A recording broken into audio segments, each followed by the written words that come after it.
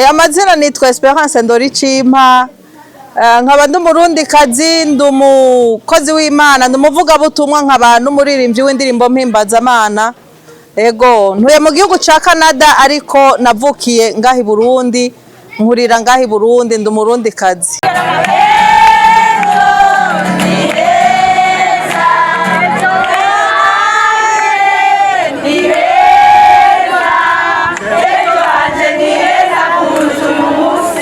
Twazindukiye aho twatanguye ni mu ibohero rya Mpimba ku Musaga, niho twagiye kuraba abavyeyi bibarukiye bafise abana guhera ku kwezi kumwe kugeza ku myaka 3.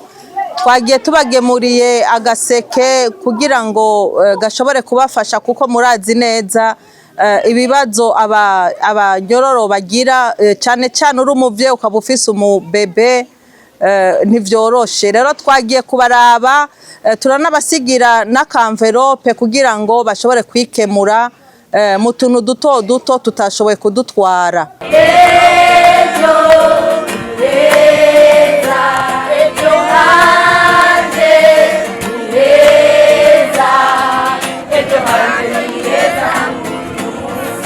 Aha mu Gatumba naho twarumvise neza yuko batewe n'amazi, kandi benshi baba mu mahema batagira aho baba.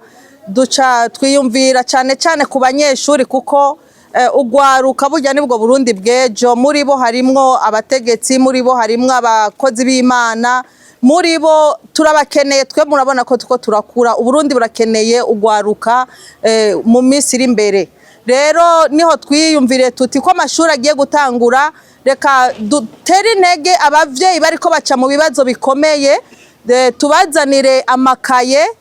Amakaye twatanze amakaye y'umwaka wose ku munyeshuri umwe guhera mu w'12 kugeza mu wa mbere, kandi vyagenze neza.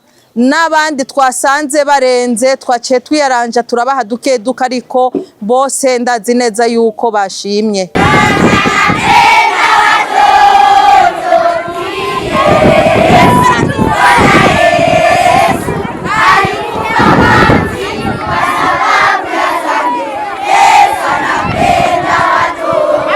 Nimba koko twitirira yuko turaba Kristo, nukuvuga yuko turaba Kristo. Kristo nawe n'urukundo. Rero ntabwo two kwitirira aba Kristo tutarabanya-rukundo. Ntitubikora kuko dutunze gusumba abandi, tubikora kuko dufise umutima wari muri Kristo, niwo udusugunika gukora ivyiza bigaragaza neza abo turibo. Kandi n'impamvu tubishira ku mugaragaro tukabishira mu binyamakuru, nuko tuba dushaka yuko n'abandi nkatwe baza bakatwunganira, bagatanga hirya no hino, kuko twese turazi ubuzima ukuntu bugenda, cyane cyane ufise abana barenga 4 biga ku ishuri nawe atakaza ufise uri mpunzi, n'ikintu kitoroshe cyane. Rero ndararikira abantu bose, naho bufise ikaye y'abana 2 nuho umubanyi wawe, kugira ngo abana nabo baje ku ishuri, kuko abo nibo nderagakura, nibwo gwaruka gwejo, nibwo Burundi bw'ejo. Imana ibampezagirira. Amazina yanje banyitwa Nishimwe Brice. Nabishimye cyane bano bantu kweri badufashije.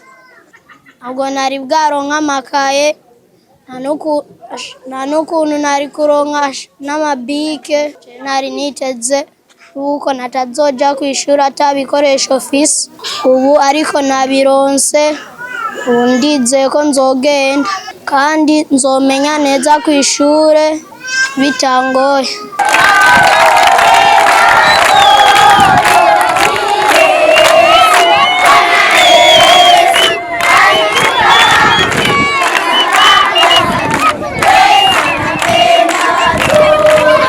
Umuntu ntatanga kuko afise vyinshi.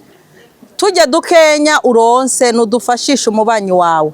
Ndiko ndatera kamo aba diaspora bari hanze. Idolari 100 ntusho kurisumisha ngo umare n'imisi 3, ariko idolari 100 urihaye umurundi ngaha anye, idolari 100 ishobora gushira abana 10 mu ishuri kandi bakiga umwaka wose. Rero ndararikira aba diaspora aho muri hose, mwavuye i Burundi mufise ababanyi mufise imiryango nimubafashe kugira ngo tugwanye ubukene mu gushira abana bacu mu mashuri, tugwanye ubukene mu guha imitaha imfuvyi abapfakazi, tukure ubukene twasize inyuma. Kandi nukuri nagomba ndababwire ubukene buri hose, si Burundi gusa, no mu mahanga hariho abakire hariho n'abakene. Rero sinshobora kuvuga ngo Burundi turakenye gose ku buryo twobwinuba.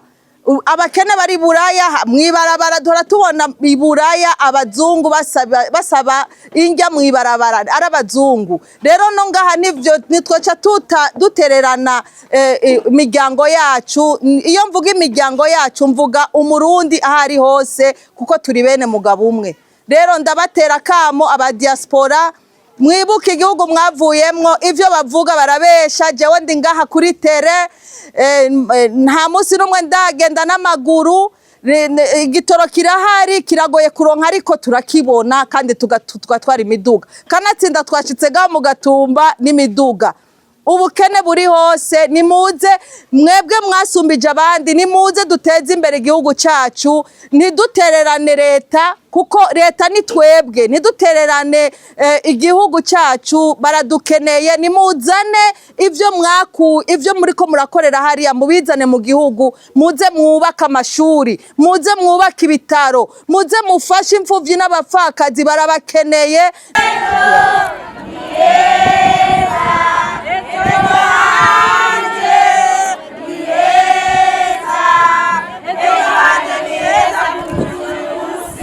Amazina yanje ni Irakiza Christian Migere, nabangiye mu wa gatanu.